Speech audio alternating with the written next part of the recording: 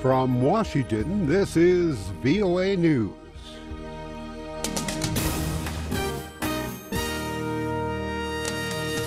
The United States dispatches military advisors to Iraq. The head of NATO says Russia has resumed a troop buildup along its border with Ukraine.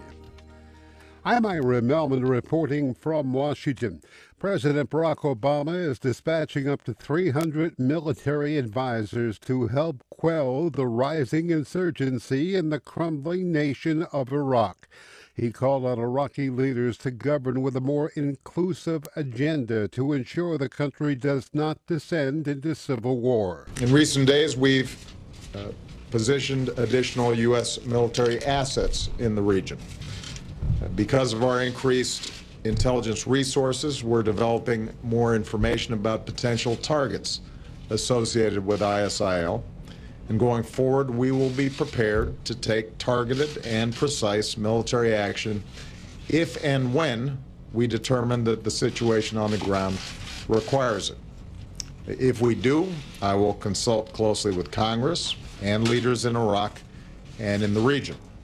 I want to emphasize, though, that the best and most effective response to a threat like ISIL will ultimately involve partnerships where local forces, like Iraqis, take the lead.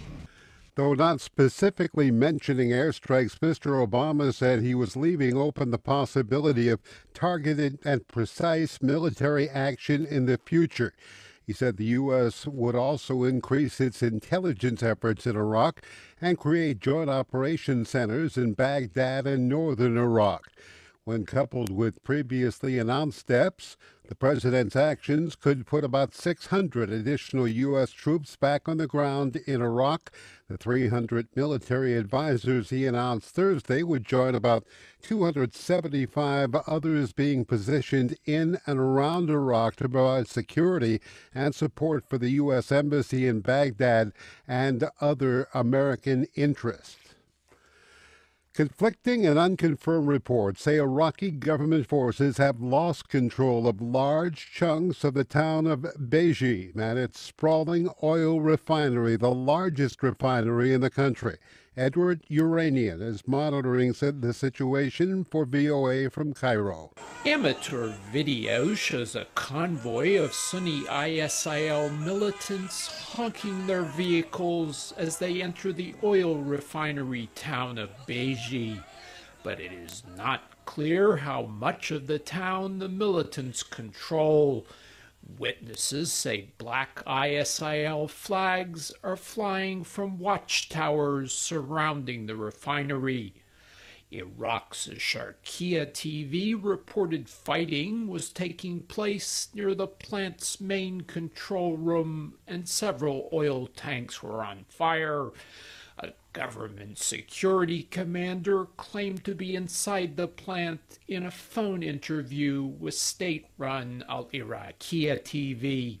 Edward Uranian for VOA News, Cairo. The head of NATO says Russia has resumed a troop buildup along its border with Ukraine as Ukraine's president announced that he'll sign an association agreement with the European Union. NATO's Secretary General Anders Fogh Rasmussen said in Brussels that at least a few thousand more Russian troops had been deployed in what he said was a new Russian military buildup around the Ukrainian border. He called it a very regrettable step backwards. In Kenya, officials say security forces have shot dead 5 people suspected of involvement in deadly attacks that killed more than 60 people in a coastal town earlier this week. The Kenyan Interior Ministry said the 5 suspects were killed while escaping in Lamu County, where the attacks took place. It said several guns and some ammunition were recovered at the scene. Earlier this week, Kenya's President Uhuru Kenyatta rejected claims that Somali militants were behind the attacks, although the militant group Al-Shabaab claimed responsibility. Kenyatta said the attacks were well-planned, orchestrated, and politically motivated ethnic violence against the Kenyan community and accused local political networks of involvement. The United States has canceled a regional military exercise in Uganda, cutting funding to the African nation and taking other punitive measures in response to a new law that outlaws homosexuality. The Obama administration announced Thursday that the measures are targeted at those responsible for abuses related to the anti-gay law. Checking World Cup action, Colombia moved closer to reaching the final round of 16 with a 2-1 victory over Ivory Coast. England was beaten by Uruguay by a score of 2-1, and Greece and Japan tied at 0. I'm Ira Mellman, VOA News. That's the latest world news from VOA.